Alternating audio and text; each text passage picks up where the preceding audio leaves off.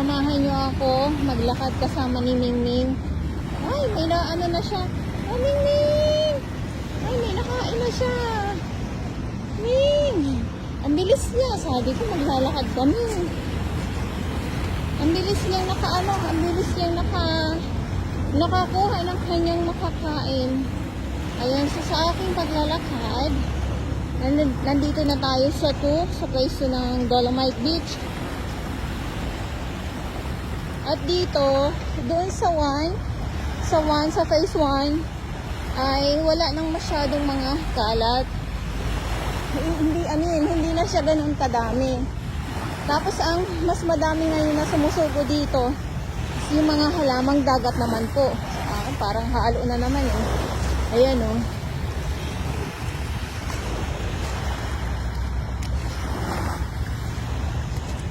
So, mas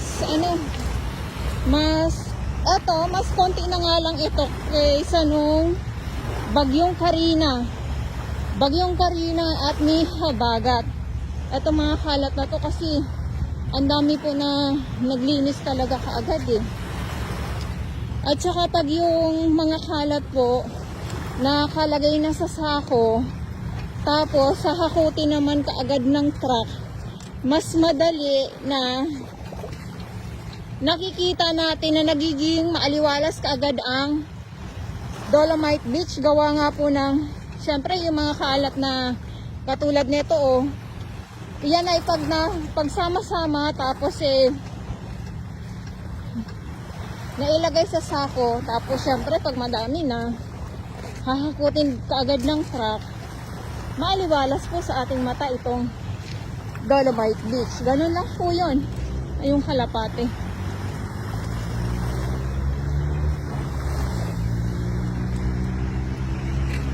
Ayan, so dito po ako sa may sa aking mga viewers sa dalampasigan ng Dolomite Beach dito sa 2.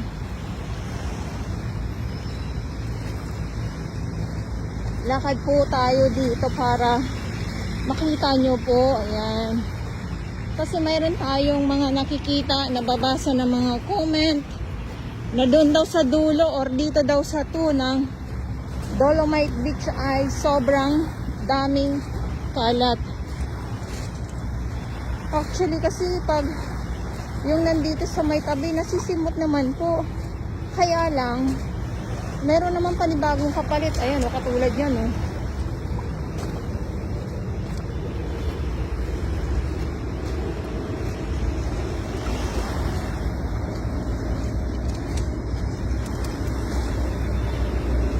Ang Kalapate.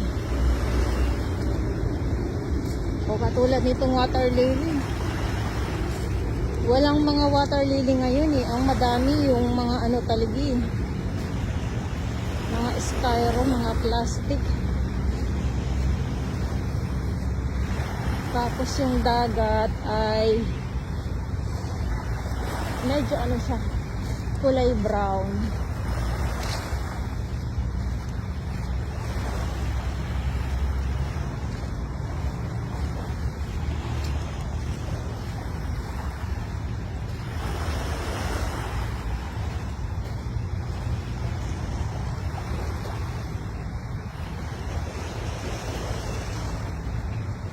Ayan, so dito na tayo sa malapit dito sa 500 meters na Dolomite Beach. Siyempre may daming plastic. Ito to eh. Kaperahan.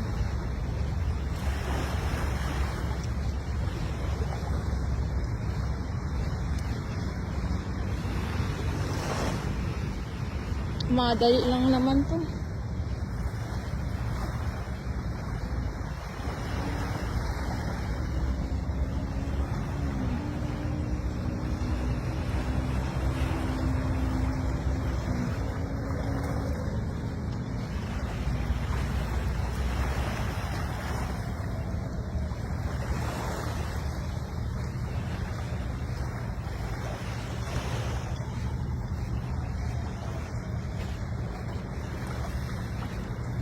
Ito, Joyo Textile po ito.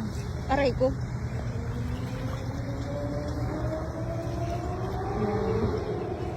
So doon tayo galing. At ito yung ating Dolomite.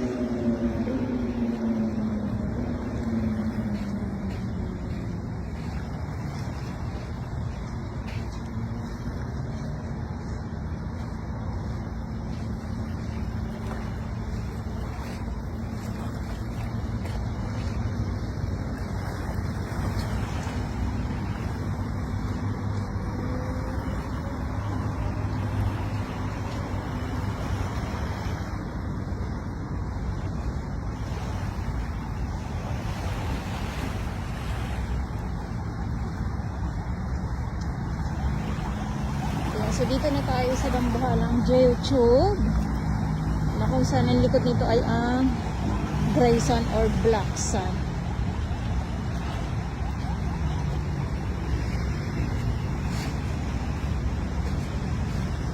Okay, ito ang ating update.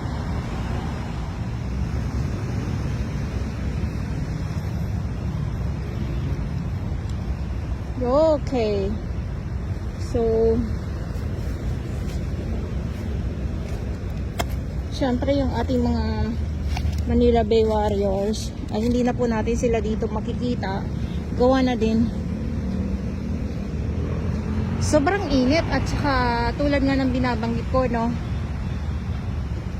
may pahinga din po yan sila, hindi naman po dire-diretso.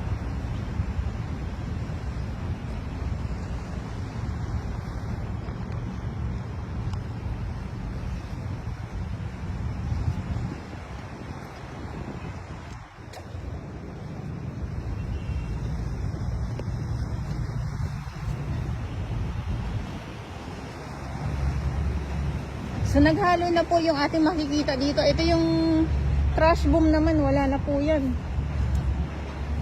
Hindi ko din po alam kung maibabalik din ba ito or ano. Halo na po yung mga nandito sa ating mga viewers. Yung inyong makikita, kahoy, basta mo yung mga plastic.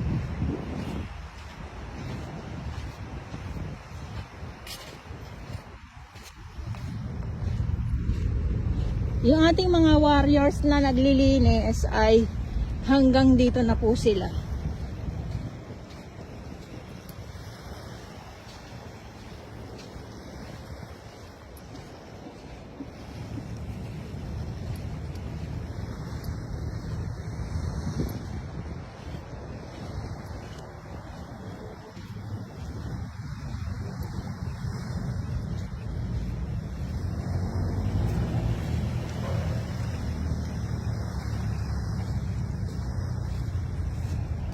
Ayan, oh. Ito mga plastic to, kalakal to. Madaming kalakal. Ayan, so nakatumpok kasi pag nakuha yan, madali na lang po yan. At ito yung sako ng ating mga naglilinis.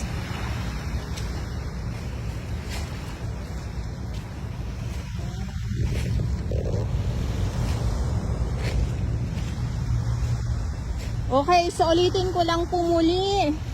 Wala na po yung aking mga warriors gawa ng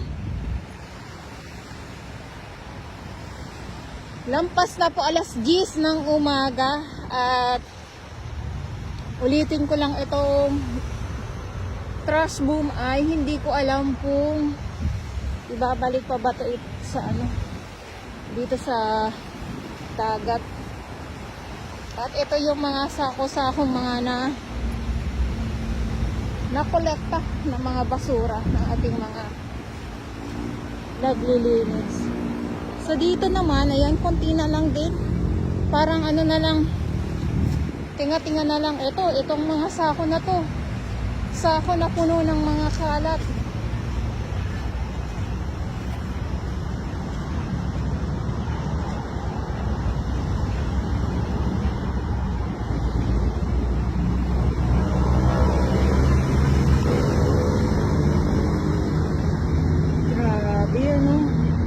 Grabe talaga, basta pag alam niyo po yung pag umulan talaga, dito ang ating Dolomite Beach po talaga sitwasyon dito. Pag sobrang ulan, bumagyo, grabe. Sana ito kaagad mahakot. May, ang ano naman po, ang truck naman po ng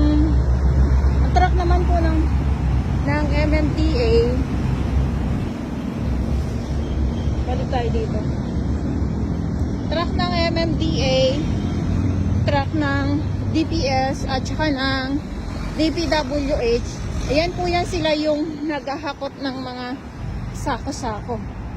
Sako-sakong mga basura po dito na nakokolekta ng ating mga Manila Bay Warriors.